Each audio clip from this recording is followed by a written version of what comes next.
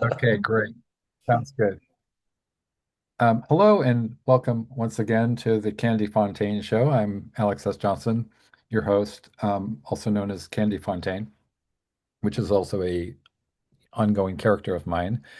And I run Nocturnicorn Books. We're a micro press located in California with associates in Cannes, France. And our other editor that we work with is Dean M. Drinkle. And he and I have put out about four anthologies that are, also under Nocturne Garden Books. So, and some of our authors include, Ramsey Campbell, John Shirley, John Palisano, Anna Taborska, Gustavo Bondoni, Stephen L. Shrewsbury, uh, Caitlin R. Kiernan, Billy Martin, Poppy Z. Bright. So somehow, and also David J. Haskins from the band Bauhaus, who wrote the song Bela Lugosi's Dead, is one of our authors of original content. So that's, how do I do it? Well, it's because I have no life and I kind of do this around the clock. Also, I have roots in music journalism, right? So I started out kind of doing both, right? I was interviewing people like Lemmy Kilmister and Ronnie James Dio, all the greats, all the icons, and Terry B. Murphy from Maya Ruin, and who has a new album coming out from Maya Ruin. Check that out. And Carrie Lee Chrome. I'm also, have collaborated with Carrie Lee Chrome, who founded a little band called The Runaways, so I just really have a hard love of science fiction, fantasy. I'm an active I'm a what do you call it? Not an active member.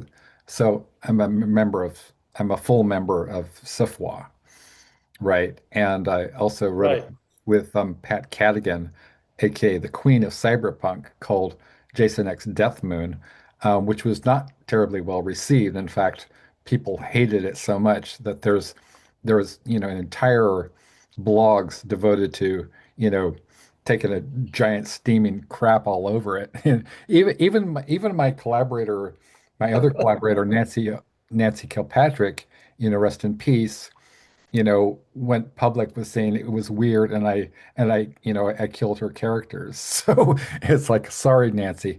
Um, but so we have as our special guest today, an extremely prolific guy. His name is Gustavo Bondoni, and I've been trying to calculate how many children he actually has. So I think it's four. Okay, so we're gonna work out the math, right? We can work it. I mean, four kids live in my house. Of Okay, those four. kids, two Okay, are mine, which I right, had with my wife, right, and two are my wife's right. from an earlier marriage. So Yeah, there's four in total. four in total. Okay, I think I can grasp that.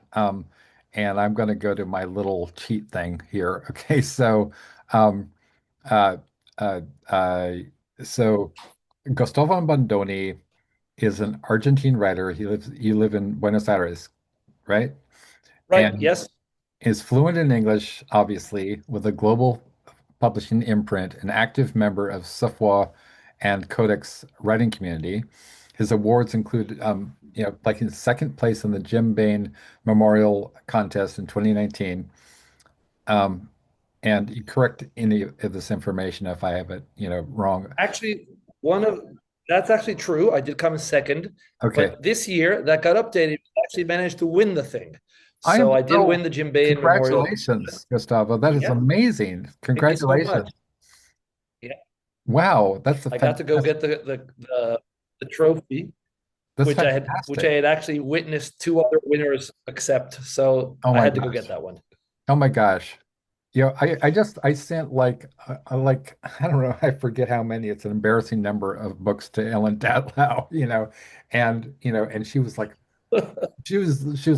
so she was giving me all kinds of shit, but anyway, I love Ellen Datlow. Who doesn't, right?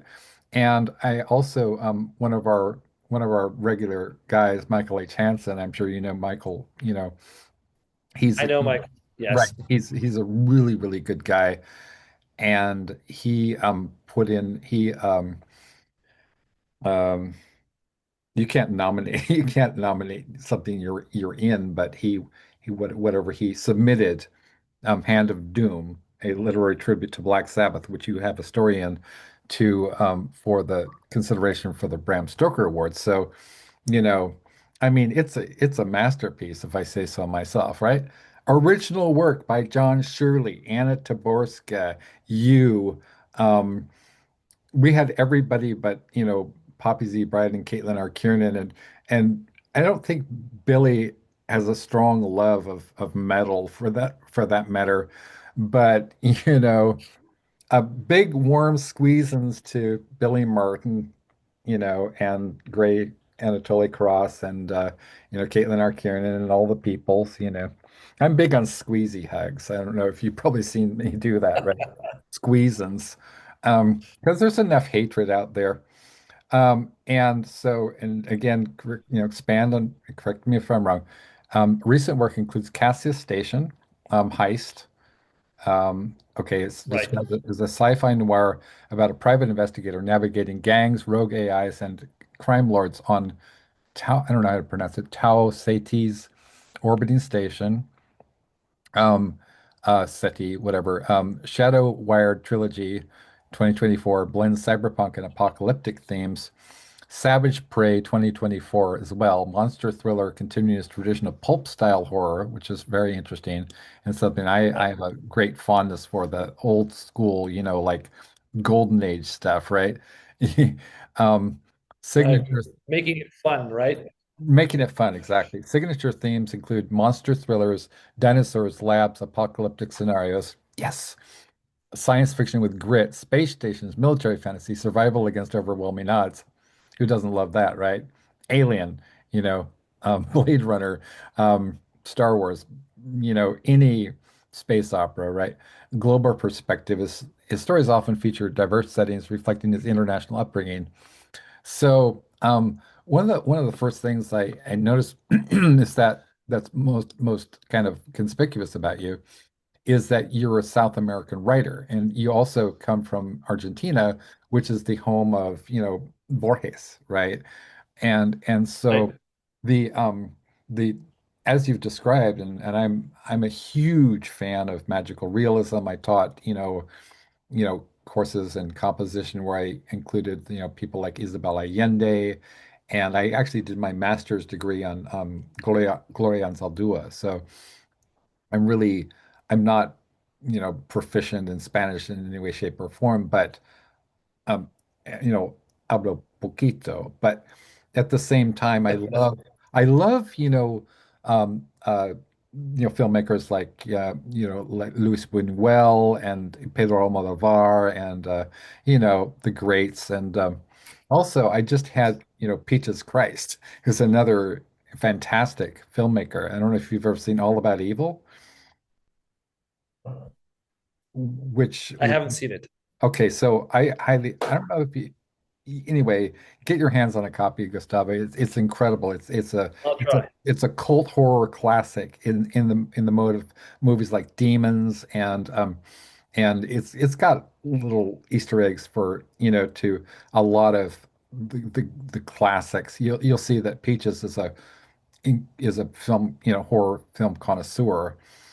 So, so I want to talk about how you incorporate, what makes say you're unique and fairly unique insofar as that you're an South American writer, but you write in English. So could you tell me about how Right. you got started writing? So basically, I was born in Argentina and I live in Argentina, but somewhere in the middle, when I was 3 years old, I moved to the U.S. for a while. Oh, I okay. lived in Miami back when Miami was actually an American city more than a Latin American city. Like people used to speak English. I learned English in the U.S. in Miami back in the late 70s, early 80s. Then Yeah. I moved to Europe for a while, and that's when I became a reader to the point where I actually ended up becoming a writer. I used to live in Switzerland. I don't know if you've ever been to Switzerland in the winter, but it gets dark at around 3:30, maybe 4 in the afternoon. Wow. So, and I used to live there in the early 80s. So we had the best cable possible in Switzerland in the early 80s, which had 8 channels, of which only one was in English. And Wow. that one started at 7 in the evening. So you didn't have so there wasn't actually much to do unless you were actually a reader. I mean, we had back then I had an Atari, which was cool, but there's only so much you can play in Atari. There's not that much Yeah, depth in all, right?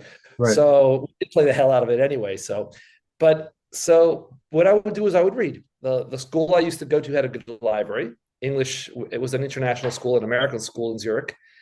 It had a good library, and I would pull out things like Famous Five, Enid Blyton, Hardy Boys books. Yeah, And the first thing I was reading was mystery. Actually, I actually bounced off the White Mountains, which is a science fiction book for kids. I bounced off it pretty hard. I didn't yeah. like it. I never finished it. I actually have a copy sitting around at home. I should probably finish it someday. 40 years late.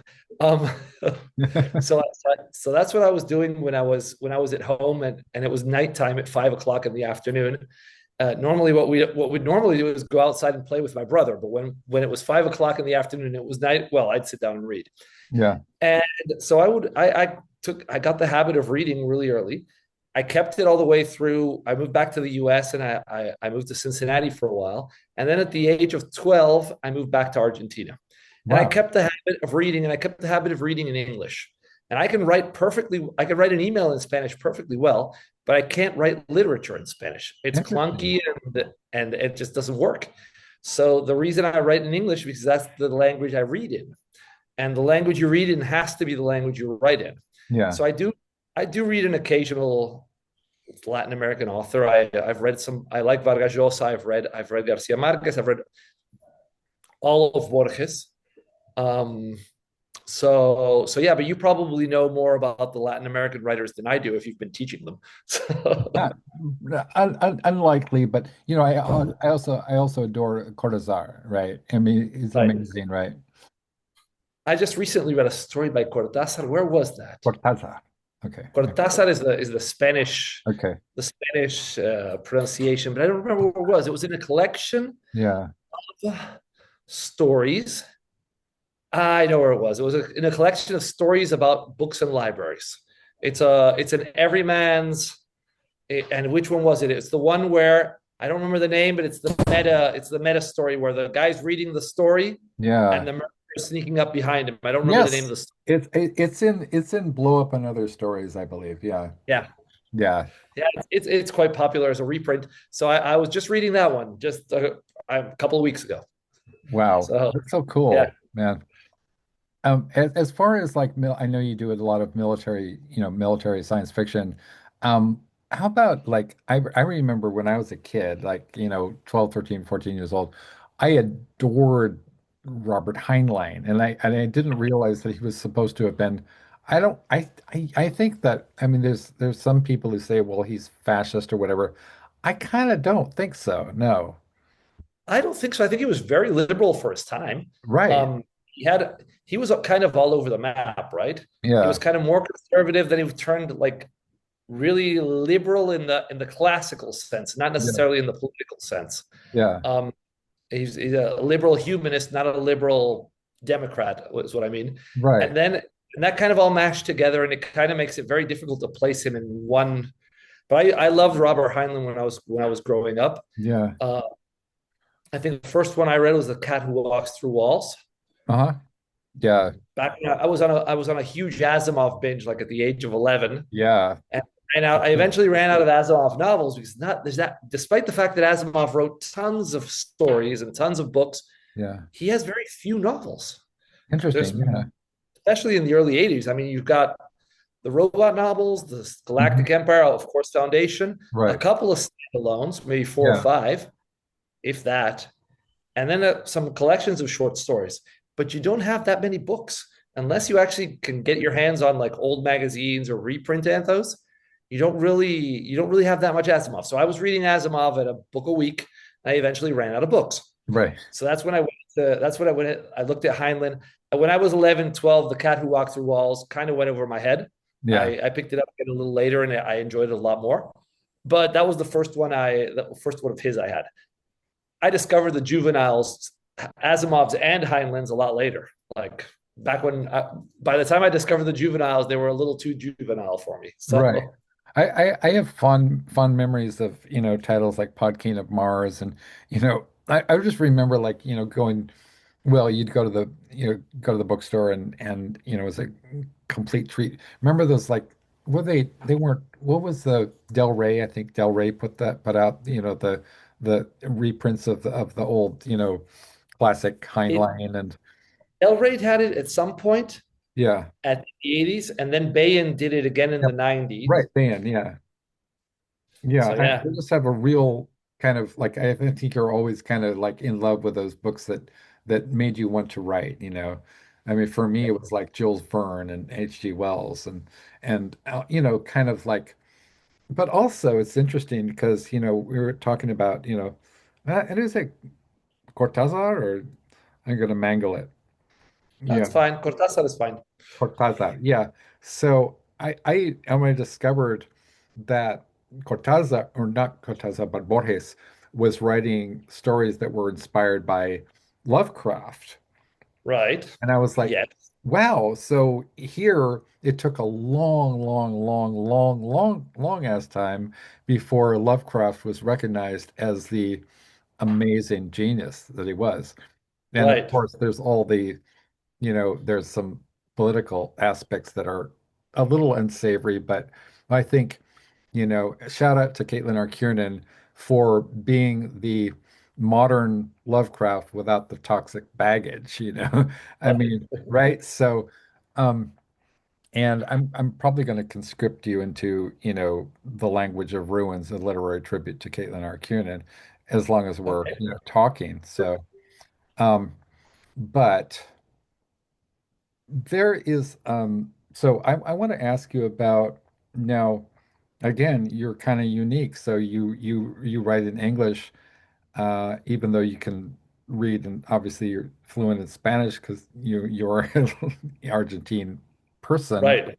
and but so negotiating between those languages has all kinds of interesting implications but um so, what is your, because you're a very prolific writer. I saw somewhere you had like 400 published stories, or is that It's up to 500 now. it's Yeah. 500? Total So, over 500. Yeah. um, so what titles, in terms of, okay, short, you have short story collections, you have novels, and you've also had anthology appearances.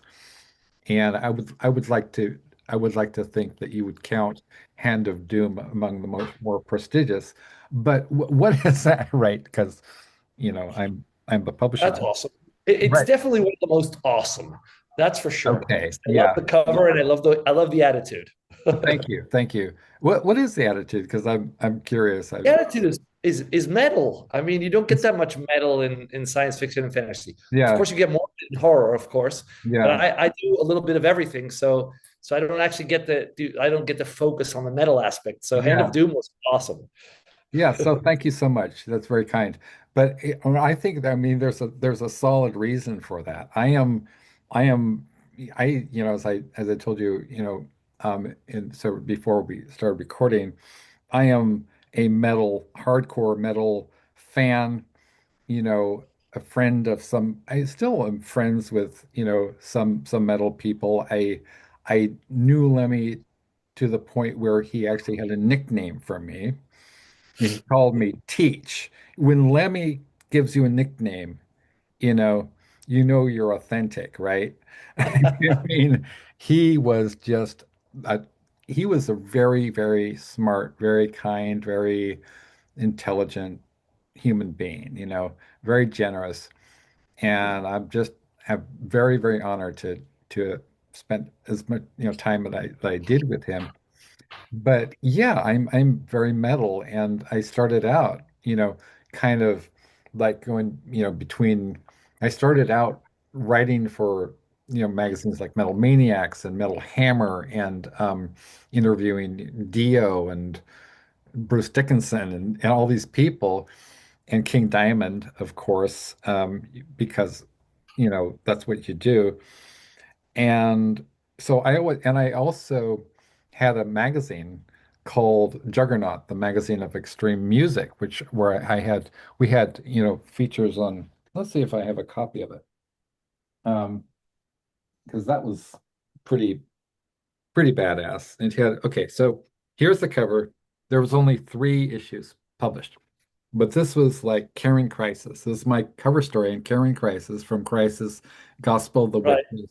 She doesn't really do much music anymore. We had a feature on Dave Mustaine from Megadeth, and I actually met Megadeth. I mean, it was just like a dream come true, because they were doing this like kind of like showcase performance.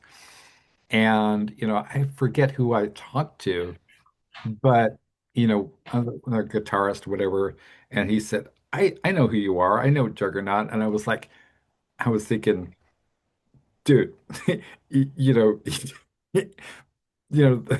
one of the guitarists for Megadeth knows who you are. That's That's amazing. that's epic, right? That's fucking epic. We had Max Cavalera. Speaking of, South American, right? Max Cavalera. We had, Paradise Lost. You know, Deicide, Morbid Angel, Typo Negative, and I did I did something on the Glenn Benton from Deicide. So it was pretty. Let me just look at this stuff, right? That's Look at awesome. that, right? So yeah, so I'm still, and for the second issue, I hope you don't mind. I'm talking about my own stuff. It's totally cool. Okay, so. I get to learn as well. Okay, cool. Because our second issue, which I'm still trying to find a copy of, is I guess it's what they call lost media, right?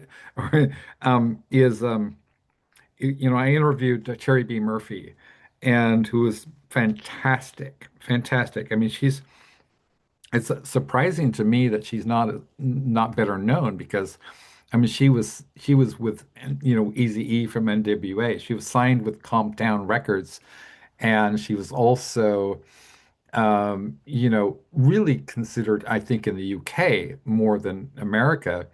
She is considered to be elite, metal, because she's created her own genre, right? She's hardcore gangster rap. She's a white girl, she's Italian, but she's also hip hop, she's gangsta, and she rock and roll and she's metal. And she does all of this flawlessly, and so I love Terry B. Murphy, a lot. And I actually got to interview her in person, and she gave me a nice squeezins, yes, a squeezy hug. So shout out to Terry B. But I'm still trying to find a copy of that. This is another one. This is really amazing because I was in a magazine with Joe Hill. This is like really weird how that happened because, this is Implosion Magazine. And I had some features, like I interviewed Joe Christ, the underground filmmaker who's not no longer with us, and who was married to Nancy Collins. And there was some fiction in this magazine. So take a look. So David G. Barnett, from the late great David G. Barnett, who ran Necro Publications, they put out, people like Edward Lee, and I don't know if they put out White, but Wrath James White, but they did a lot of, I think they put out like Lucy Taylor and all those incredible, like extreme horror stuff. And so he was the he he he's the one of the main contributors. And then, or actually, maybe it's the editor of this. So, and then it says Alex S. Johnson, Joe Christ, and Kirby Dick Pieces, right? So I'm listed as the main contributor. Has written so much for Implosion and Blood Songs that we've occasionally considered using the title "The Alex S. Johnson Issue," right? And then the next, so I mean, check this shit out. So the next person down the list, right, is is a nobody named Joe Hill, right? It says Joe Hill, the collaborators. And this is obviously bullshit. This is a graduate student studying for a doctorate in literature. Once he has that, he will be a few short steps before he rules the world, he says. His first short story was published in Palace Corby. That's true. and an unpublished novel about an incestuous pedophile who sometimes eats dog brains won honorable mention in the Ernest Hemingway first novel contest. He likes Bob Dylan and Steve Earle, takes an occasional day hike, and enjoys the smell of earthworms. So it's just like just total wise ass, you know. And then I think this was his second publication, you know, and then I think he came out as like, oh yeah, I'm I'm Joe King, right? Right, exactly. Yeah, and so that was kind of how I got started writing for Blood Songs and working with people like Talia Lynn and Kirsten McDermott, and it was fantastic. That was the 90s, and anyway, that's far afield. So rock and roll, man. Um, Gotta have the attitude, right? I get Right, so exactly. pumped up. I just turned 59. I'm still pumped up, for metal. And I know that in South America, metal is very popular. Oh yeah. Yeah, and we still do stadium rock the way it's supposed to be done. Like so a lot of the bands will come. They don't make as much money touring South America as they do the civilized parts of the world, but they come anyway Yeah, because the crowd energy is just different. So they right. love going to Argentina, they love going to Brazil because it's just very different. If you've never been to a rock concert in Argentina, Oh, wow. Brazil, because Yeah. the Brazilians are good at it too. You should do it. I mean, if there's a lot of interviews out there with like rock bands saying that we come to Argentina because we have to. It's just the place where the crowds Oh my are just God. amazing. No, because it's different. Like so yesterday, Oasis was playing down about a couple of miles from here. There's a big Yeah, stadium, yeah. and I live on a 12th floor.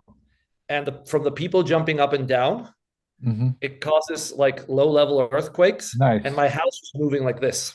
I'm a couple of miles away, at That, least a couple of miles away, and that's like the crowd will start jumping, yeah, and it'll move. It'll actually cause earthquakes.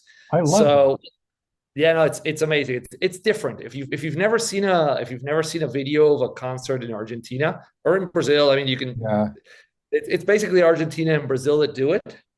You should probably get on YouTube and do that. I will do that. try I to will do find that. try to find the one where Coldplay plays the Música Ligera, which is a staple Argentinian song by Soda Stereo. Oh, wow.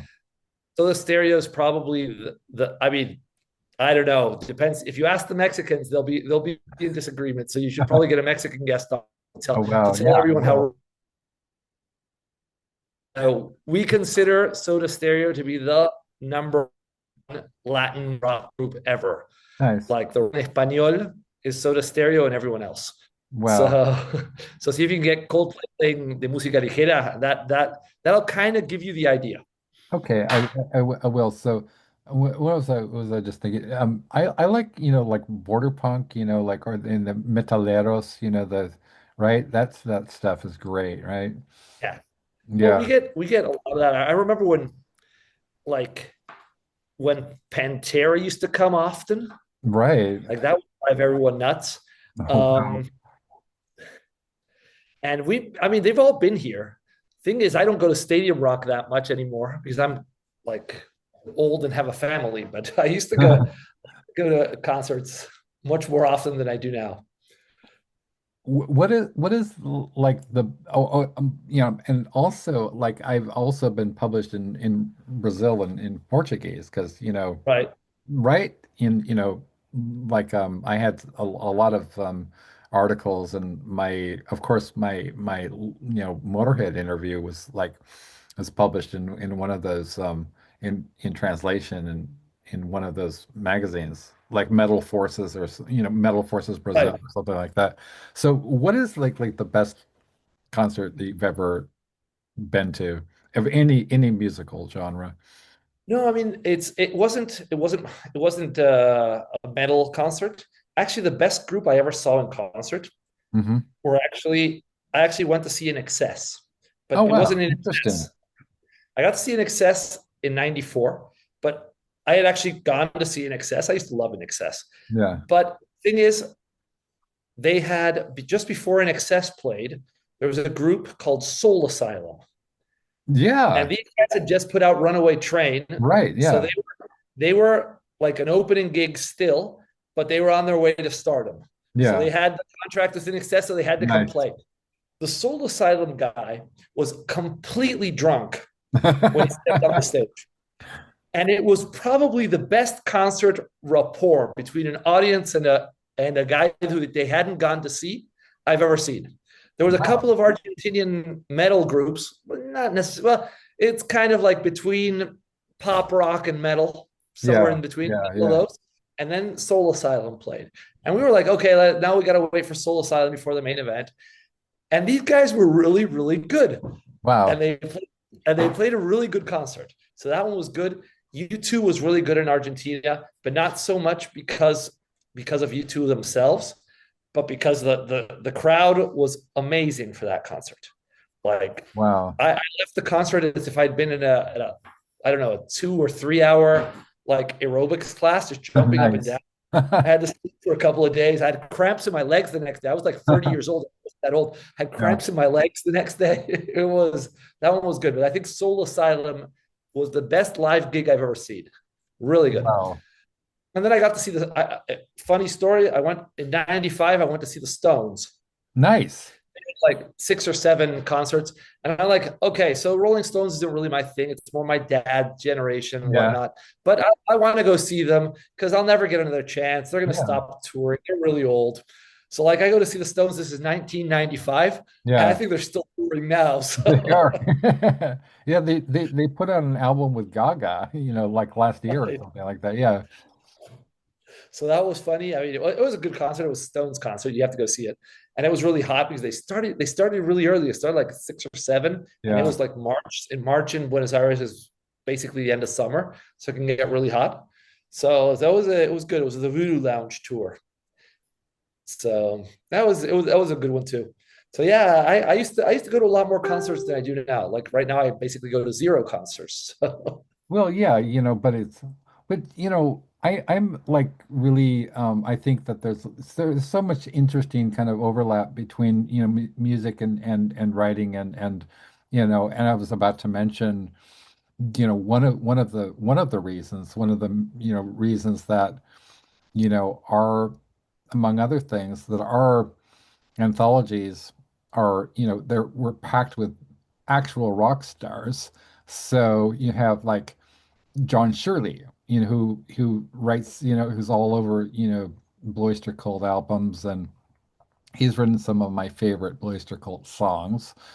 The ones that weren't written by Michael Moorcock and Patti Smith, right? And and then you've got Lucifer Fulci from Penis Flytrap and Lords of October, who's a good friend of mine and for years, and he's really a really nice guy.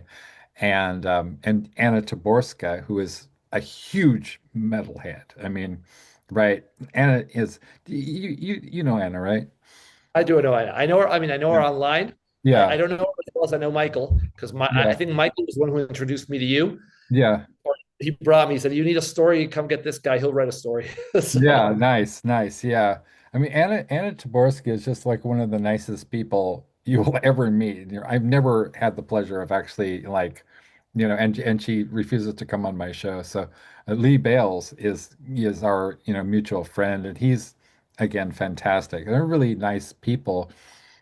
So I really kind of like, so you are a prolific author. You've reached like, you actually won the Jim Payne Memorial Award. You've published 500, at least 500 stories. Um, what would you, okay, so two kind of related questions. What advice would you give to your younger self?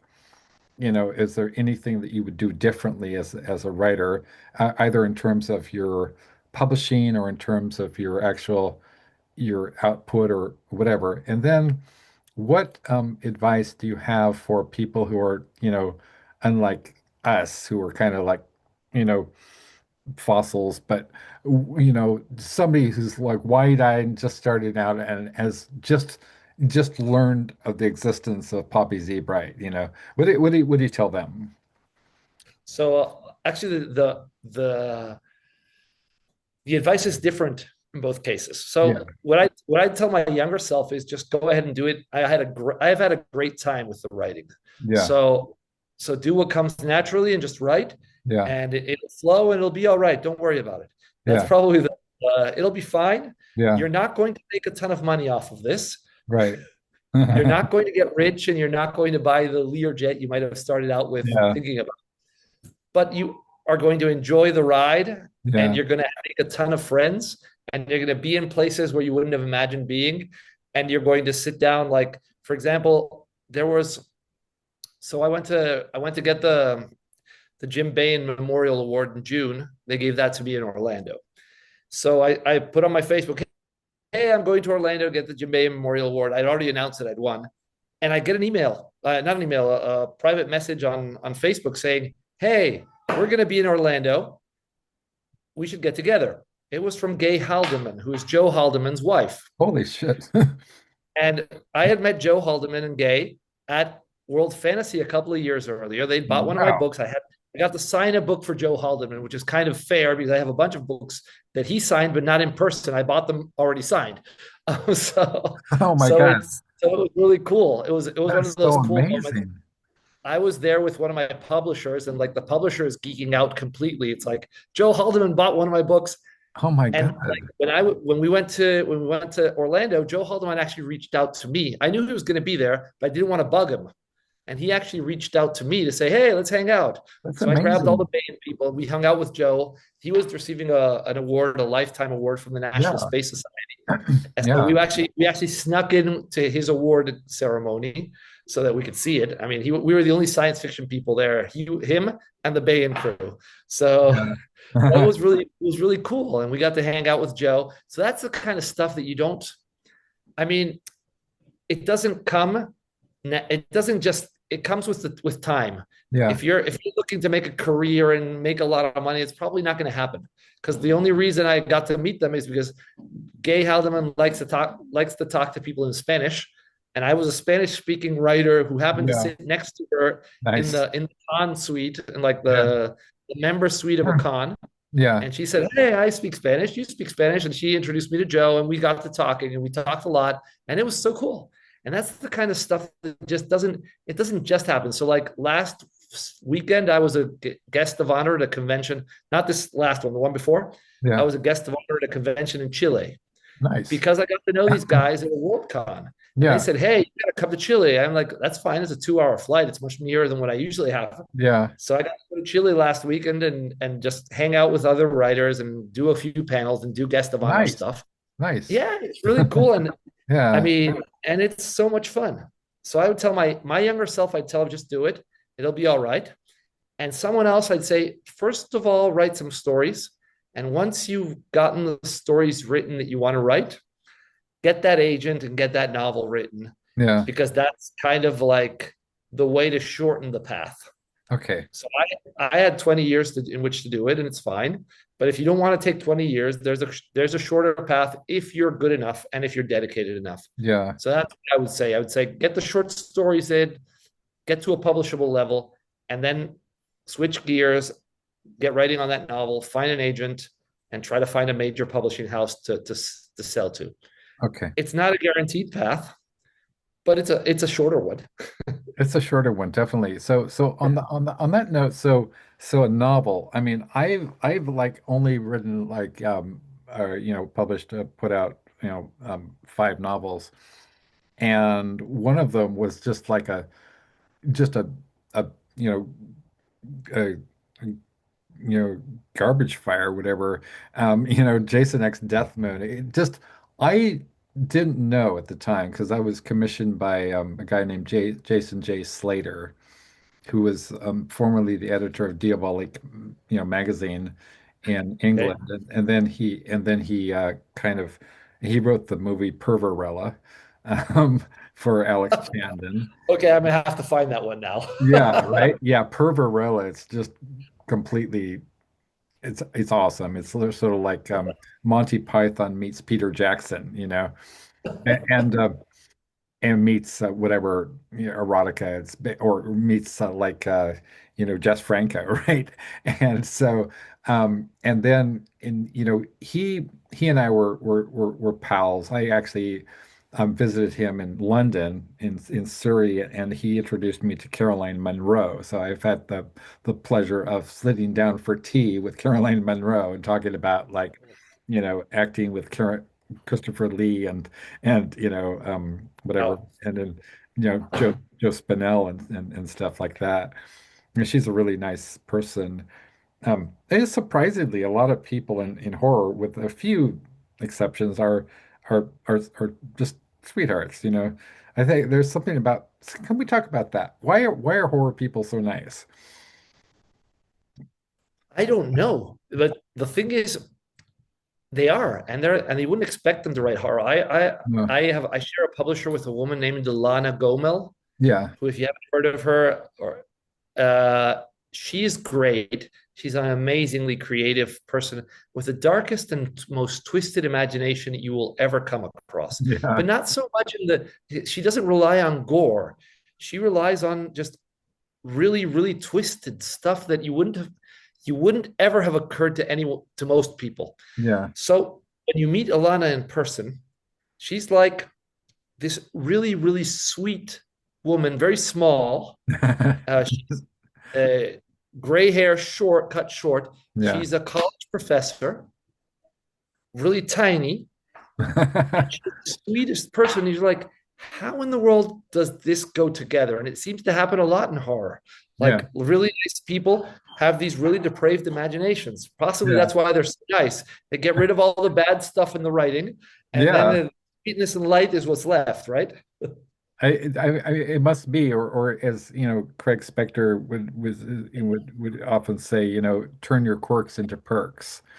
Right. Right. Yeah. Craig actually was the one who got me started. When I moved to out from, Sacramento to LA, and I was living in Pasadena, and I am still like a huge fan of all those guys, Skip and Spector and you know, uh Scow and Shirley and all those guys, and I had no idea. I would read weird tales and as one does, right? And novels like the Kill Riff and whatever. And then we had a local bookstore called the Lockham no Book of Mysteries. It's just a little store. It was just like the size of my room and not too much bigger, right? But they would have people like you know, Robert Bloch, and they would have Skip and Spector, or I think that they'd broken up by then, and Dan Simmons came there, and I was just browsing there, and I was looking for Skip and Spector stuff, and I found, oh, they had signed copies. Like, you know these guys? I'm like, yeah, Craig Spector lives in Pasadena. I was like, get the fuck out, right? Get Craig Spector lives here. And so I said, you know, I would love to talk to him. And they said, okay. And it was like, it wasn't even a thing. It was like, okay. And, 3 days later, I get a call like in the middle of the day. It's like, hey, is this Alex Johnson? And it's like, yeah, this is Craig Spector. And, um, I understand you want to talk to me. And I was like, he was so intimidating, man. I mean, he was like a character that Viggo Mortensen would play in a movie about a Russian, mobster or something, Right, like, exactly. you know what I mean? Like, or that movie, the Cronenberg film, right? Like, Right. that he is terrifying, but he was really, really very. I mean, I think he could see that I was sort of very, very rough clay, and he could, you know, insofar as that he could make an impression that he would try to steer me. Okay, these are the people you want to talk to, right? And he introduced me to Krista Faust, and then I met, David J. Scow, and I met R.C. Matheson, and all these people. And he and also another person that was really kind to me, and we're still very good friends, Paul M. Salmon, right? Is another mentor of mine and a kind of a endorser. So who were some of the people in your career who played that role? That's that's kind of a good question because by the time I met anyone in person, Yeah, I was already very well published nice. because I went to my first international con. Well, I actually went to one in Brazil that in about 2012 or 2013, but I was already pre-published and I already had a couple of books out and it was kind of already too late to really have a mentor. You're right. And Yeah. my first con was in 2019 in Dublin, my first World Con. So like by that time I was with a publisher and there was a couple of books on that table and there was a bunch of other publishers with stories of mine in books. So I Nice. didn't get a chance to have a mentor. I Yeah. did make a bunch of friends and there's a bunch of people who have always helped me out whenever they like say, hey, there's an antho coming out which would really work for your style of story. Well, that's how I Right. got into yours. Yeah. Like Michael is always telling me, hey, Gustavo, you have a story? Send Yeah. it here. Here, right? So Yeah, yeah. I try to return the favor, but I have like a day job and stuff, so I don't have a lot of time. But Yeah. when I can, I return the favor because I mean he's always looked out for me, and like Michael, there's a bunch of other people who've always been really nice, Yeah. and it's kind of like as you said earlier, I'm kind of an outlier, something weird. Nobody knows what kind of well, there one of my publishers, a guy named Joe Monson, he was also really nice to me and he got a bunch of my stories up on the internet speculative fiction database. Nice. So he was like, and he did a collection of my short stories, which was really cool. It's called Thin Air, and it's about crime stories. Nice. So that's where, and it has a really cool cover, noirish, very noirish, and Cool. he also helped me out a lot. I don't want to not, but then Yeah. there's so many people like I can't I could never mention them all because there's just too many people have been really nice to me over the years. Okay. So I want to continue with this, but just before I forget, so one of the anthologies that we're going to be putting out has your name all over. Actually, a couple. So there's the Tyranny and Mutation, a literary tribute to Blue Oyster Cult. You want to get in on that one, and then uh, Dirty Deeds Done Dirt Cheap, a literary tribute to revenge, which right, have you seen that cover? I probably have. I Yeah, don't remember off the top of my head. The one that really struck me was the Hand of Doom cover. That one was yeah. really striking. I like the colors. I like the Thank you. design. Yeah, that was actually Ash Ericmore in England. He did that one. He's also an author and a very good author. And then it was like sort of redesigned by our regular guy. It's a guy named Adrian Baldwin who works with Trevor Kennedy at Phantasmagoria magazine. Yeah, Um, cool.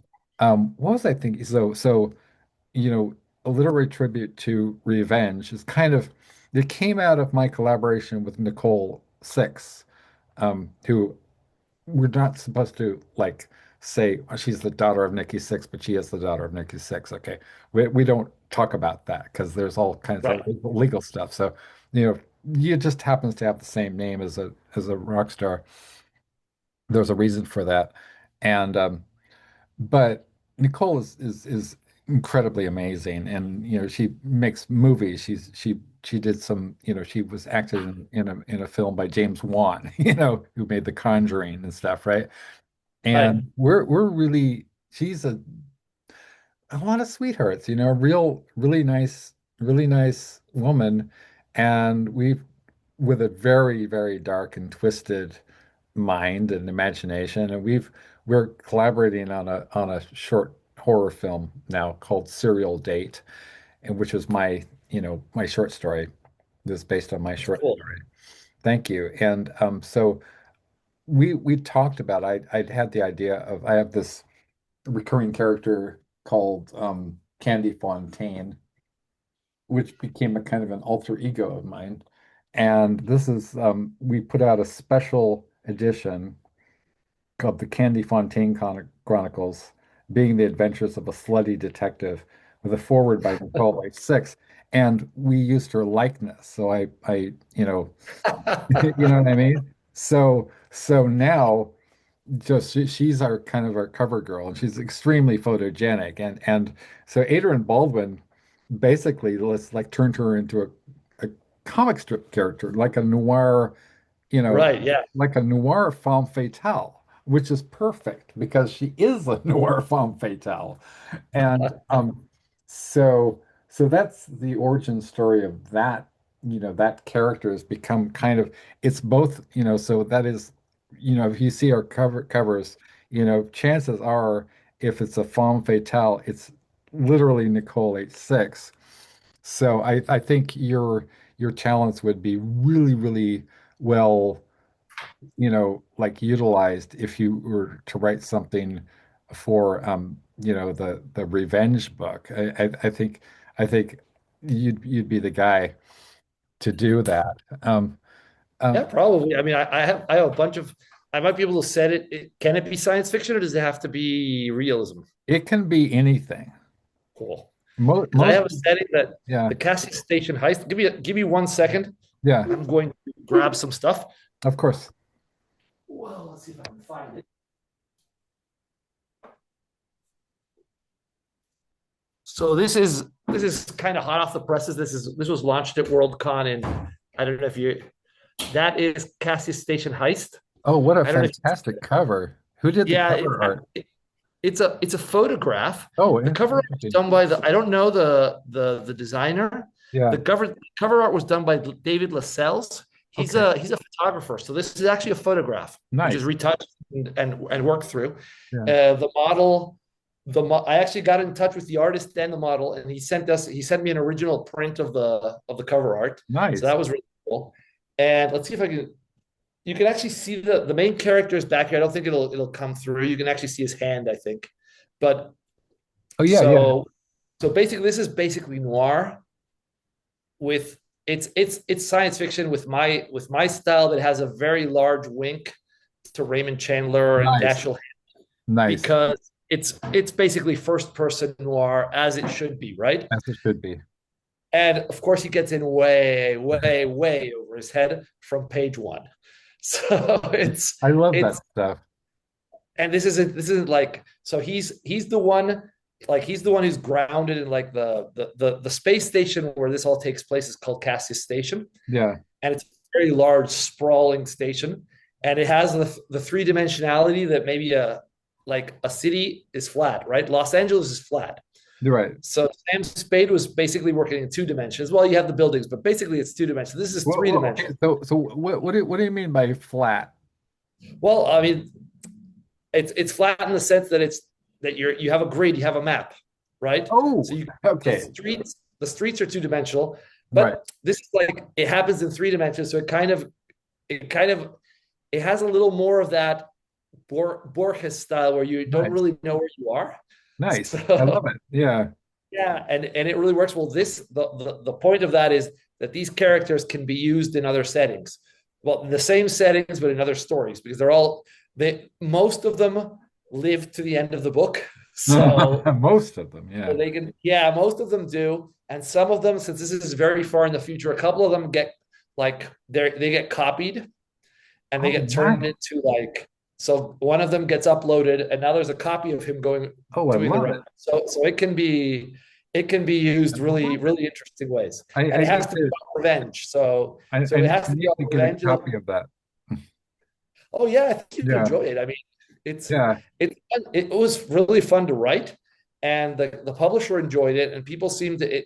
Well, we sold out of these at Worldcon. We went to Yeah. Seattle, so like this was launched in September officially, but we had copies in August in Worldcon. Nice. And the publisher is a guy. He's a Texan who lives in Scotland. Has a small press called Guardbridge Books. Okay. He always goes. Well, he tries to go to World Cons and World Fantasy, so he always has a table in the dealer room. Yeah. So I sit there and talk to him and watch everyone go by. Everybody goes through the dealer's room at least once during the con, and we sold out of these because people seem to like Sam Spade in space. So Oh, nice. Yeah. it's an idea whose time has come. I really dig that, man. And I actually was for a long time I was good friends with with Thomas S. Roche, and he did a lot of science fiction stuff too, and we actually collaborated, or tried to collaborate on some. We wrote some stories together. But his one of his ex-girlfriends described him as almost identically as his persona was Sam Spade in space or something like There that. you go. Yeah. Um, so yeah, speaking of that, do you William Gibson or Oh yeah. Yeah, I Sterling, do. people like that? If you look at, I have a trilogy what's this guy's name? His last name is Kennedy. He has a medium press, and he came out. It's called Shadow Ward, and there's three books, and all Yeah. three of them are basically cyberpunk. Nice. They're not William Gibson, Yeah. but they stand on his shoulders. Wow. So Yeah. if I could write those books, it's because Gibson and the rest of them, well, Bruce Sterling and Pat, were all Yeah. creating the foundations so The that the foundations. Yeah. cyberpunk people who are writing today, including me, can Right. actually write stuff. And everyone understands the shorthand, right? So we Exactly. don't need to explain it all. They've already Exactly. explained it for us. Like wetware or whatever, so Exactly. yeah, what really blows my mind that I just when I got the email from from Shirley, like the my quote of like that I will have inscribed on my tombstone, Alex S. Johnson is the Baudelaire of our time, right? John Shirley. I mean, that is just like it's one of those quotes that the guy puts this entire, reputation on the line, to endorse me. And what if I'm just a dumb shit, Like, what if I'm really bad, Like, what if I was a terrible poet and Shirley was drunk or something? But seriously, I know that it was very considered and deliberate because he said, the flowers of doom. Oh, I actually have it here. My God. I'm tooting my own horn, but it's fucking Shirley, right? I mean, you get if you can't toot your horn about, something like that, you just you have no pride.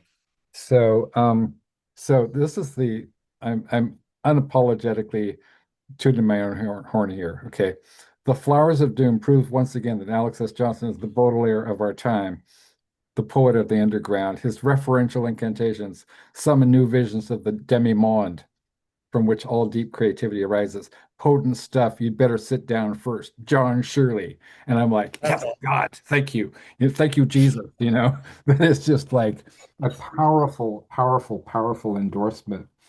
Um, but what's my point? Oh, yeah. So Shirley was the guy who suggested to a young, William Gibson, this, Canadian writer nobody ever heard of. He said, "Hey, you might want to try your hand at science fiction." Right? Right? I mean, that just is mind-blowing. It's like Yeah, it is. It is. It's incredible.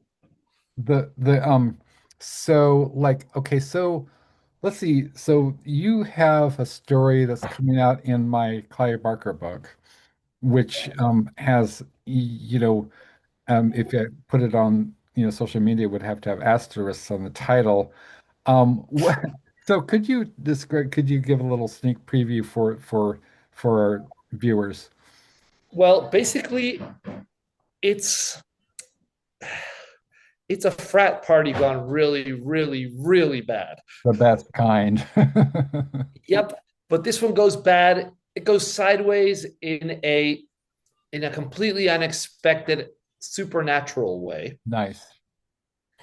And the revenge that happens to the people involved is both fitting and extremely extreme. Let's put it Nice. that way. Nice. So, so yeah, and of course the title is completely unpredictable, and I don't know what the rating is on your podcast. Not sure if I can say it here, You or if you have to absolutely beep me out. absolutely can go for it. We had Peaches Christ for fuck's sake. So yeah, yeah. You can say the title. So this one's called Pussy Juice. Nice. It's Yeah, called Pussy yeah. Juice, and it's Not what one might be expecting from that title, but the Right. title does work. The title does work. And wow. Well, I mean, I actually this came out from I can't believe I'm showing this to you, but that's what he said. But no, this came out from Penguin Random House, okay, in 2005. It's a high class it's called Master Slave, okay? I can't believe I'm showing this to you. Okay. But it's high quality. It's Penguin Random House, right? 30 Right. stinking tails from the top, Master. You flip it over, it's 30 stinging tails from the bottom, Slave. Slave. I am in I there think with I saw that one somewhere. I'm I think I've seen that one somewhere. I'm in there with people like Patrick Califia, who wrote Macho Sluts, you know? I mean, it's like I am actually friends with Patrick. I mean, it's incredible, right? So Yeah. what's Well, the that's the nice thing about writing, right? So like, yeah, sometimes I get to see the table of contents before the books come out, yeah, and it's like, wow, look at these people. Like, who'd ever thought I would have been on a table of contents with Larry Niven and Arthur C. right, Clarke exactly. Yeah. I and mean, Robert incredible. Silverberg and Robert Silverberg, whatever. right? Yeah, no, those are like the I mean, I yeah, you run out of synonyms, right? Legends, icons, but they're foundational, right? And so people like, Right, exactly. if you're and it just blows my mind. I keep trying to trace back, how do I get forwards and introductions from Poppy Z Bright? How do I Right, how was it possible? Because I got imposter syndrome, I really do. And I keep thinking, how we was all it do. possible that Caitlin R. Kiernan herself came to me and said, "Hey, Alex, how about a CRK tribute? You do all these tributes. What about me?" And I'm like, "What?" She said, "Well, I'll write you an original story to sweeten the deal." And I'm like, did I did my do my eyes deceive me? I'm reading this email and like, what? Okay, I'm just rolling with it, right? I'm rolling with it. Right. You know, Ah, it's really cool. that is thank you so much. I mean, it just how I do it. I've been friends with her and Billy for more than 30 years, And Right. I knew her when she was the moderator of the Genie Forum, the Genie PZB Forum, where we were the only two people who wanted to talk about Poppy's actual work as opposed to the controversy, all the sort of like you write immoral books that don't have clean endings where the bad guys are punished, and virtue is rewarded. And I was thinking, what are you, Victorians? I mean, it just blew my mind that you had major names in this. I mean, we had some major, big time names who were very, very judgmental about Poppy.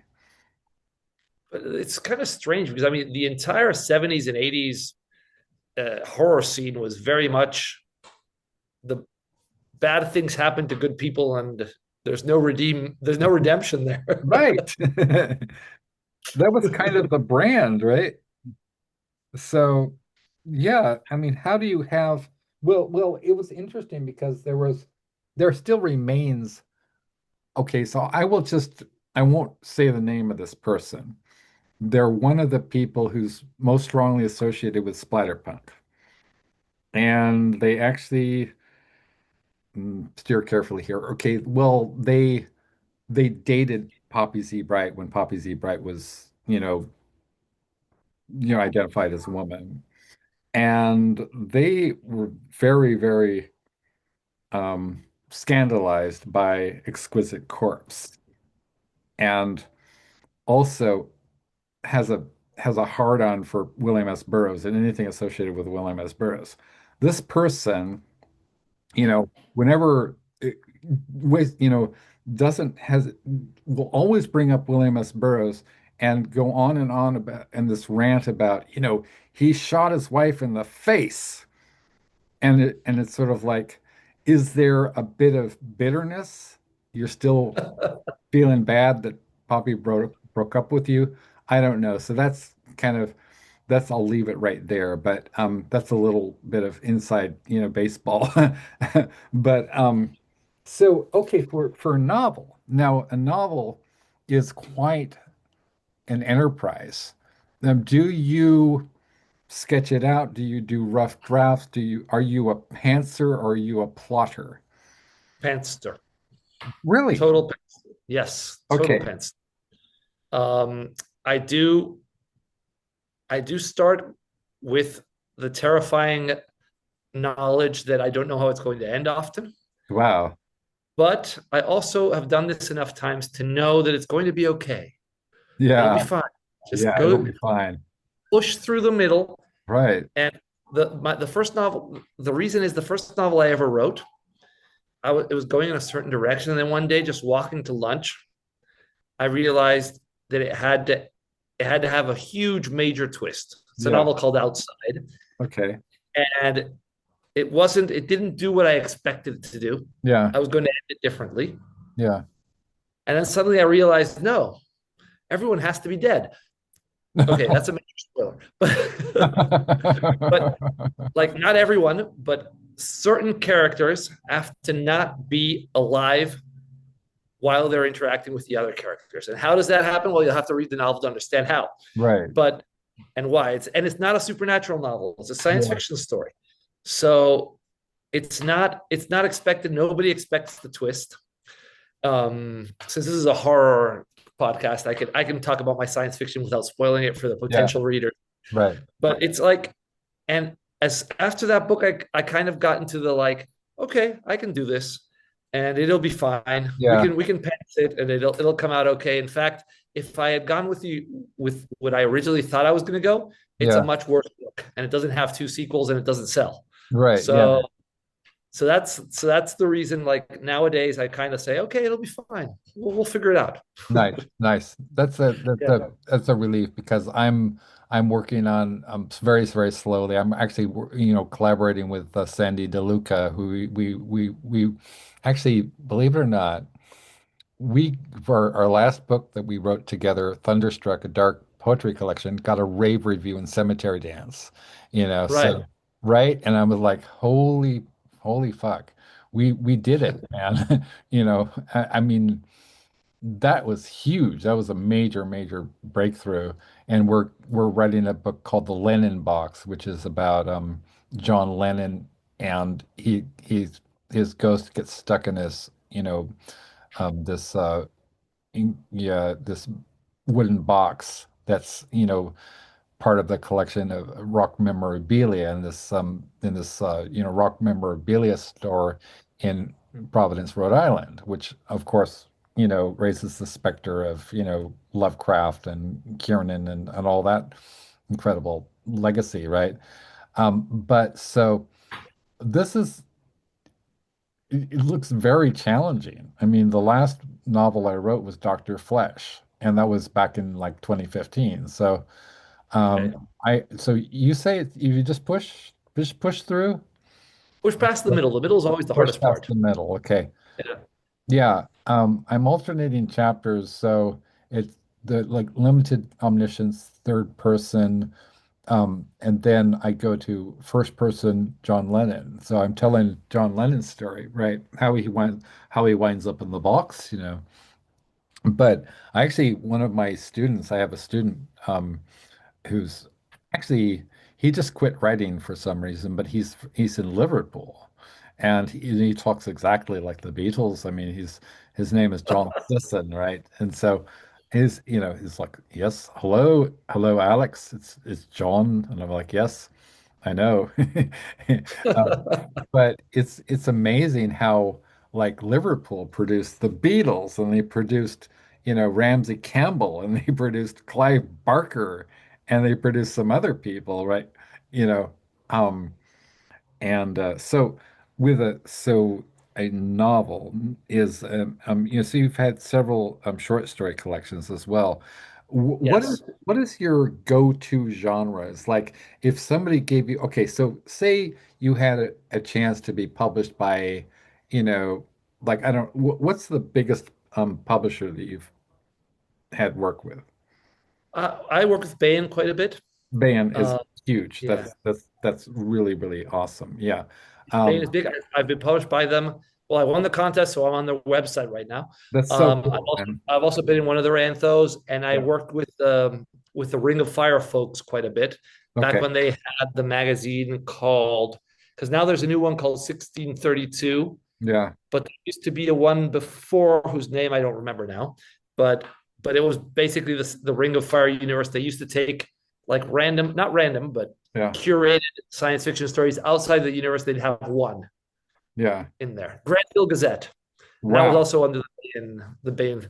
And then I work with Flame Tree quite a bit. Flame Tree is cool because they Yeah. publish these really high-end looking hardcover anthos, Nice. which you can get at Barnes and Noble. So you can get Nice. them. It's funny because they have them on the science fiction shelves, on the fantasy shelves, sometimes on the horror shelves. Yeah. And then they have like whenever they're discontinuing one, you'll have them like at the discount shelves. So they'll Yeah. have like 20 of those for like maybe $5. Yeah. So those are really cool. And it's a good way to get into the big bookstores, right? Yeah. So yeah, if you had like somebody well you're published with banned books then it's incredible, but so say okay, I'll reshape the question. Like if you only could write one more book, but it was like a major publisher. It was one of the it's not an indie. It's a big five. It's Five. Random House or Simon and Schuster, right? Um, and you could have any, but this is your last book that you will ever produce. What genre? Well, normally I'd say science fiction, but I happen to be in love with one book that I'm putting together, the query package now, and that one is a dark fantasy. Oh So it's wow. going to have to be that one. Yeah, I want that one to Okay. break into the big five. So big four now, right? Because one of them Yeah. got absorbed. Yeah. So that's the it would have to be dark fantasy because I want to sell that book. I want to be remembered for that book. Wow. So what is it called? It's called The Everything Room, and the concept is, Everything. yeah. So the concept is there's a guy who was present when Pandora opened the box, Oh, nice. and he got the curse that he got was immortality.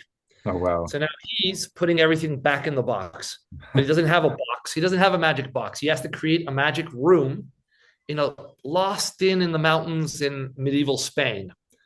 The problem is it takes him like 500 years to get everything back together. So it reaches to our days.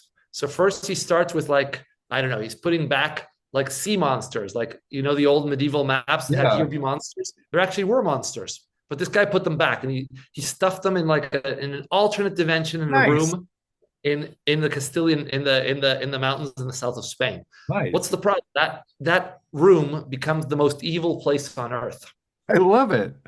And you have so it goes one chapter is him taking down the monsters, and the next chapter is some random poor person being rented that room, Oh, I which love almost it. no one survives the experience, of course. So I gotta read this book, man. well, I got to get it published. You gotta get So it published. I sent it to Bayan. I sent it to Yeah, Bayan. It made it all the way to Tony Weisskopf's table, yeah, and she rejected it, not because of the book itself, because it wouldn't have made it that far if it had been yeah. unpublished, but because it's just not Bayan's thing. And I knew it wasn't Right. Bayan's thing when I sent it. Yeah, But Bayan has been really nice to me, and they've always been really nice to work with. right. So they by default they get everything new I write. First That's first so first cool. rejection because First- they've always been really nice. They haven't bought any of my novels, but they Right. have bought my stories. They run the contest that I managed to finally win. Yeah, And they've always been really good to me, always been responsive, always yeah. been really complimentary and supportive of my writing. I give them right of first refusal, even if I don't think that it's quite Yeah. up their alley. And this book Okay. wasn't really a Bayan book. It didn't Yeah. feel Bayanish, but they Right. got it first anyway. So now that they've said no, I am free to shop it around. That, So that I will do so. that's great. So let's talk pulp. Let's talk noir, let's talk, Raymond Chandler, right? And let's talk, what is who are some of your favorite noir writers? Oh, I mean, in the noir spectrum, I love the classics. I mean, Mhm. give me Chandler, give me Hammett, Okay. uh, and Yes. give me Spillane, but not so Spillane. much. Okay. Yeah, Yeah. absolutely. Trashy pulp. Yeah. Spillane is amazing. He is he's the writer I wish I could be. I mean, he keeps you riveted, especially his first two or three books. Yeah. And then he kind of rehashes it, which is fine. But I mean, give me the hard boiled Spillane, give me the Ross McDonald's. I mean, Yeah. I really enjoy that. I love there's a whole publisher out there, which is Hard Case Crime, which Yes. does a Yes. bunch of Yes. noir. They Yeah. I tried I sent them something. I don't remember Yeah. what. It's I have a noir story which is sold right now, but it's kind of in a contractual limbo, Right. uh, which basically is 1943 Argentina. Buenos Aires in 1943 Nice. was a neutral city full of spies because Yeah. everyone was welcome. We had the Nazis on one end and the British on Right. the other. I'm sure the Americans were here too, but this is between the Nazis. The story I wrote was between the Nazis and the British. And then you had a very cabaret society style of interaction there. So it's a good place to write noir. So I sent them that one. They didn't want it, but whatever. I'll have to recover the rights to that one because it sold Yeah. to a publisher, which kind of got sold to another publisher, and that got sold to another publisher. And Yeah. then the final guys who are with it now have a really predatory contract. So I'm about to say no, thanks, but no thanks, because they Wow. changed the contract on Yeah. uh, which is kind of a bummer because they have some really good they have a good distribution contract with Simon and Schuster, Wow. which is always fun. But unfortunately, I don't think that's going to work out. I just don't like their contract. I don't feel it. Okay. I'm gonna redline it all, see if they'll accept it. Right. And I don't see it working out. Yeah, I was just thinking, so wasn't Hard Case, didn't they publish like, King and Krista Faust and some of those, Yeah, and they do a ton of reprints of like yeah. classic Oh 60s yeah. crime books, which I mean you might not have read because they were like flash, like it was cheap entertainment for the night Yeah, for someone on a train in 1963. exactly. It sold a bunch of probably sold a ton of copies, Yeah. but then it went to print in a year and it never came into print again. So I have I look out for hard case crime books whenever I'm in the U.S. at a bookstore. Right. It's one of the great things about like writers like I'm in love with, um William S. Burroughs, and I just show show this monster off to you. So this we worked on for about nearly a decade, and we had so many contributors. So this is the Junk Merchants, the literary tribute to William S. Burroughs, the director's cut. Now look at that. Look at that, Yeah, it's man. amazing. Right. I've seen this one on your. I don't know if I've seen it on your site or elsewhere, because I've seen Yeah. it. I'm familiar with the book. Thank you. Yeah, Yeah. Burroughs. I mean, it's just like, forward by, Graham Masterton, right? Introduction by Poppy Z. Bright. We have, like David J. Haskins, who wrote Bela Lugosi's Dead. We got Sandy DeLuca. We have Carrie Lee Chrome, who, founded a little band called the Runaways. That's original work. Caitlin R. Kiernan, Maxim Jakubowski, who I just had on the show last week, Richard Modiano, Puma Pearl, Are You Serious? Ken Kaufman, aka Are You Serious? Right? The guy who founded Mondo 2000 magazine and was close friends with Burroughs, and dated Kathy Adler. So it's just I still think that is possibly something out of a Borges story. That book exists, right? It's just Right. improbable. It's Kafka or Borges. It's something you would find in that. You ever read The Aleph? Of course, you've read The Oh, Aleph. of course. Yeah, Yeah, yeah. yeah, yeah. I love that story because it's sort of the kind of Kafkaesque irony of a guy who's a mediocre poet who discovers this sort of portal into all worlds, right? And all, Right. which is kind of like a kaleidoscope mosaic of all things at all times, you know. And he can't. He's a shitty poet, so he can't possibly do justice to it. And it's just Right. right. It's one of the best. I love that. I love, you know, the metafiction aspects of Borges. I Yeah. love the kind of, you know, reductio, the sort of infinite regression, kind of the mathematical principles. I love that. And I use that a lot in my work just because I think it's fun to incorporate stuff that's not that is just purely conceptual, you know. Right. Right. Infinite recursion is one of my favorite little literary devices to play with.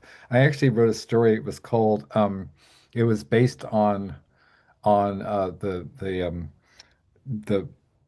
what was the story about the writer of the Quixote, you know, that one. And yeah, Pierre Menard, Pierre Menard, author of the Quixote. author of the Quixote, and then I had this woman trying to do a Pierre Menard with the that a Poe short story about you know the guy who gets hypnotized and he's still dead and he you remember there was the facts in the case of M. Valdemar. So That one I don't remember much. so I called it like you know the French expression mise en abîme, right? It was a hall of mirrors. So basically, Yeah, so the whole concept was kind of like her name is Missy Ann Abîme, you know, and she's so it's called Missy Ann Abîme, you know, author of of the um of the of the Pure Menard or something like that. all right. Oh, yeah. Exactly. And so I kind of I tried to do a little bit of a kind of Yeah, take it one step further. taking it one step further, yeah. And it's actually again, well, you know, this it was published in this book. It was originally on one of my websites, and is it I believe it's in this, but yes, Missy Anna Beam, author of Valdemar. The Doom Hippies 3, A Great Variety of Monsters, the forward by Jeffrey Thomas. Very cool. Right? Thank you, man. I just love Jeff is a is a quality and decent person. And I've actually published his daughter Jade Thomas. Oh, I'm cool. I'm I'm the first person to publish her work. And so we did an anthology called Neurospicy, a defiantly different anthology because a lot of our contributors are neurodivergent, like Caitlin and Ellen Mabey, and a lot of Carmela Voyes, in Scotland is a very neurodivergent, person. And then I asked Jeffrey, I said, or Jeff, like, would you send me his son is autistic, so his adult, special needs, son, and Jade is very, very neurospicy in a different way, and so and I said, hey, Jeff, could you ask Jade if she would write me something, and she did, and so I'm very proud to say that this is the publishing debut of Jade Thomas. It's And cool. and That's so very fun. thank you. And then so I sent them a hardcover copy. I actually sent them two of them because it's father and daughter, right? And then she presented it proudly to her English teacher, right? She's just signs it over, to Ms. Whatever, Jade Thomas. And I'm like, oh man, it's a heartwarming That's moment. so cool. It's so, Yeah, like absolutely. we have, so she is our youngest author. I think she's 16 years old. And our, believe our oldest is Maxim Jakubowski. So we got like, who worked with, who was he ran Virgin Books You know what I mean? Like he published Lucy Taylor's The Safety of Unknown Cities. Like I didn't even know this stuff, right? He's the guy anyway. Long story short, we had him recently. So okay, so we talked about the thing about the advice.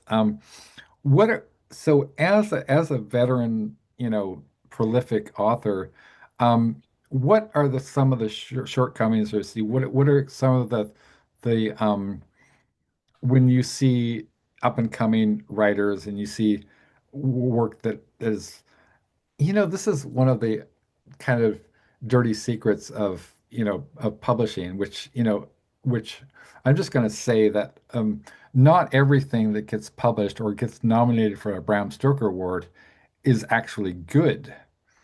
There's a lot of politics that go into it. There's a lot of inside trading and, sleaze, basically. But, you know, I think there are people who have walking around with major award nominations who are entirely undeserving, who haven't put in the diligence, who cannot write. And it's a little disheartening, but if you're interested in awards, um, but what's my question? So when you see writers who are open to kind of some advice or whatever, what are some frequent, when you look at writing that isn't absolutely on the mark, like like I'm talking about a professional, that I really love and work with, Stephen L. Shrewsbury, for example, he's just like he's prolific writer. He's written novels with Brian Keene, he's one of the best we have, and a great pulp writer. But what kind of advice would you have for writers who are kind of starting out, getting some of their, you know, getting their foot in the door, and they want to know like how do you edit? Because how do you look at some stuff that you just, vomited out, and you know would you recommend like beta readers or workshops or any of that stuff? I would get a beta reader for the first time you write something. I'd get a Yeah. beta reader Yeah. because no one can be objective about their first story. Yeah. I'd get someone who is kind of honest, Yeah. or send it out to editors and see what Yeah. happens. Yeah. And try to find an editor who will give you feedback. If the Yeah. feedback is this is kind of a hot mess and Yeah. the story's good, but it needs Right. work on aspects, then definitely, definitely join a writers group, get beta readers, get Yeah. someone to read. Yeah. If the feedback is this is technically competent and it's near publishable, just needs some polishing, you can or can't, or you can get the beta readers or not, but you need someone honest to give you that first look. Right. Because what happens, for example, I don't use beta readers. I have people who will read my work if I send it to them, Right. but I don't use beta readers Yeah. because I've been doing this for 20 years. I know that my prose is pretty clean right off the bat. Yeah. It's almost sure I will. I'm fine with working with editors once it's been purchased. Right. So it's the Heinlein rule: rewrite to editorial command. But Right. that's me. My first drafts are I have sent first drafts in as Yeah. hey, take this on a deadline. It's a Right. first draft. Here it goes. I'm not going to make it. I'm not going to be able to edit it. Yeah. Because I know I can work it. It can be worked very quickly and easily into something polished. Yeah. But it depends on how everybody output. Not everyone writes clean first drafts, Yeah. and that's fine because you might write them faster than I do or whatever. Yeah. Um, so so I would say it depends. But then the one piece of advice on editing that I would always give people is keep reading voraciously, Yeah. even after you start writing. Don't sacrifice the reading time for the writing time because the reading you're going to read differently. You're going to start seeing things you didn't see before, Exactly. Yeah. and that's where you become a better editor. Yeah. So that's the advice I would give. It's do what your writing needs Yeah. and don't stop reading. how many, okay, so you kind of answered my question, but I was going to ask, um, when you do have time and it's something that, maybe you've had some rejections or you need to rework it, how many drafts have you done? I do two drafts. So Okay. I write it, I put it in a Yeah. pile, wait for until I get to it, Yeah. and I publish it. And then it goes out. And it keeps going out until an editor says, I will buy it if you rewrite this and this, Okay. or until it sells. Until it sells. I Yeah. do not rewrite because it gets rejected, Yeah. because I know what the odds are. Yeah. The odds are, I mean, I would say that if you have, I don't know, when you do an open call, you probably have 20 slots Yeah. and you probably get 400 stories. Yeah. Or what? If you do an Right. open call, you might get 1,000 stories. Exactly. Yes. So, and you have 20 slots, and maybe Yeah. of those 20 slots, you have 10 of them who are a name. So those are already Yeah. taken. So you might have 10 slots for 1,000 stories, Yeah. which is a 1% acceptance rate, which is Right. fine. So it's not necessarily the story. So I see a lot of writers Yeah. rewriting stories that are perfectly publishable, Exactly. not because the story is bad, but because it's been rejected. Right. Most people, until you become Stephen King or Joe Hill, in this Exactly. case, Joe Hill. Yeah. you're going to have a very high rejection to acceptance ratio, Yeah. but it's not necessarily a reflection on the story. Right. So I don't want to waste time polishing a story that Yeah. is eventually going to sell anyway. Yeah. So that's Yeah, thank you. Thank you for that. Yeah, that's very useful. So we do things very differently. So, and I think it's kind of probably, I think I don't really give a fuck what anybody thinks, but obviously, but because if you can do it, right? You know, what would Lemmy do in this situation? He would just do it. But yes, metal, all the way. Um, but so we don't do that. We don't do like, 20 slots and the rest are sort of, we don't work like independent legions. We don't work like Crystal Lake. We don't work like, Cemetery Dance. Our stock of our our fish pond is stocked with legends, So all I have to do, and it just sounds like I'm bragging, but you've seen our lineups, right? right. Yeah. If I want to be safe, and I'm more inclined to be safe these days, if I don't want to have author drama, I'll just say, okay, so there we have about 15 authors. I'll reach out to John Palisano. I'll reach out to Jeffrey Thomas. I'll reach out to Anna Taborska. I'll reach out to, Poppy Billy for a reprint. I'll reach out to Caitlin. I'll reach out to, Carmela Voyas or whatever. And, I will get I mean, when I put out the call for the Wicker Yule, we had practically the entire book assembled itself within 48 hours. Right. So it's a little different. And then it's another thing where because I run my own imprint and I don't have anybody to check my grandiose, ambitions, right? I put I put all the names on the cover, which I think, it's not showing off because it's sort of like it's Well, it helps max sell the books, right? I it's mean, maximalism, right? It's sort of like, a lot of anthologies, and I'm including like for example, you know, I'm very proud to be a good friend of and frequent, publisher of Anna Taborska. You know, this is the cover of the Best Horror of the Year, Volume 4 by Ellen Datlow. And these are the people on the cover, right? right. Right. She's one of them. There are 10 people. Right. She's Yeah. one of them. So I have like, you know, and it does sell books, It's sort of like we put out the magazine, which is really a 300-page book, and it's like interviews with John Shirley. It's a story that was commissioned by me, written by John Shirley, a deep cut from Caitlin R. Kiernan, an exclusive interview with Caitlin R. Kiernan, exclusive interview with John Carpenter, interview with, Clive Barker, right?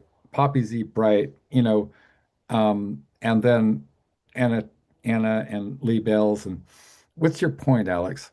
Well, my point is that it's maximalism, and it's very different from what any of the other publishers do. And I've always been kind of curious what people think when they see these covers, because I put in names you've never heard of. And so it looks kind of interesting. I don't know how it comes across, but my partner, my nickname for her is Pickles. Pickles, Aaliyah Celeste Williams, aka Pickles, right? So it's kind of my own sense of humor that I have these like blockbuster marquee names, right? And then Pickles. And I don't know what people think. Well, I don't know. I don't know. You don't know either. Yeah. I just Yeah, I don't know either. I just think it's kind of like unusual, but I don't, I keep thinking, is anybody gonna think, oh, you're just showing off? And I was like, well, no, it's not showing off. It's just it's it's showing what you have, Right, which is exactly. It's completely marketing, I different. guess.